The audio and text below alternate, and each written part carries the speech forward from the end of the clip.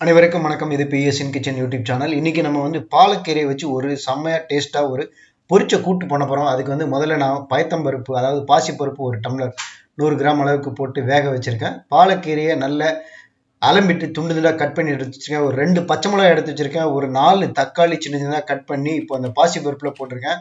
அலம்பி வச்சிருக்கக்கூடிய இந்த பாலக்கீரையை அதில் போட்டுறேன்.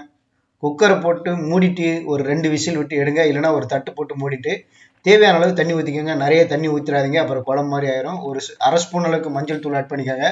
தேவையான அளவு உப்பு ஆட் பண்ணிக்க. நான் இதுக்கு வந்து 1 ஸ்பூன் எடுத்துக்கிறேன். இது 4 பேர் தாராளமாக சாப்பிட்லாம். இந்த கீரையை நல்ல சத்தானது, டேஸ்டியாகவும் இருக்கும்.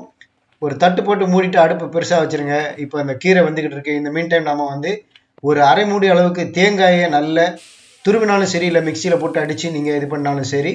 இப்போது கீரை வந்து வெந்திருத்து தனியாக வச்சுருக்கோம். ஒரு வானலியில் கொஞ்சம் எண்ணெய் விட்டுட்டு கடுகு, உளுத்தம்பருப்பு, கருவேப்பிலை போட்டு தாளிச்சிட்டு அந்த தேங்காயை துருவி வச்சிருக்கக்கூடிய, அரைச்சி வச்சிருக்கக்கூடிய தேங்காயை அதில் போட்டு கீரை வேக வச்சிருக்கிற கீரையும் அதில் கொட்டிட்டு ஒரு 5 நிமிஷம் நல்லா கொதிக்க விடுங்க. இந்த தேங்காய் பாலக்கீரை பொரிச்ச கூட்டு செம டேஸ்ட்டாக தயாராகிடும். கடைசியாக இதில் வந்து பெருங்காயத்தூள் கொஞ்சம் ஆட் பண்ணிக்கோங்க.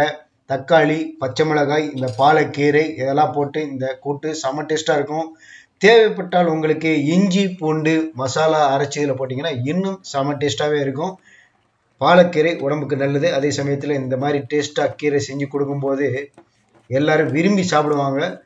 ரொம்ப டேஸ்ட்டாகவும் இருக்கும். இதே மாதிரி நீங்களும் உங்கள் வீட்டில் செஞ்சு பார்த்துட்டு இந்த பாலக்கீரை பொரிச்ச கூட்டு செய்து பார்த்துட்டு நம்ம வீடியோ பதிவுகளை உங்களுடைய கமெண்ட்டுகளை தெரிவிங்க. மறக்காமல் நம்ம சேனலுக்கு சப்ஸ்கிரைப் பண்ணுங்கள். பிஎஸ்என் கிச்சன் யூடியூப் சேனலுக்கு வீடியோ பிடிச்சிருந்தா லைக் பண்ணுங்கள், எல்லாருக்கும் ஷேர் பண்ணுங்கள். மீண்டும் அடுத்த ஒரு சமையல் வீடியோவில் சந்திக்கிறேன். நன்றி. இது பிஎஸ்என் கிச்சன்.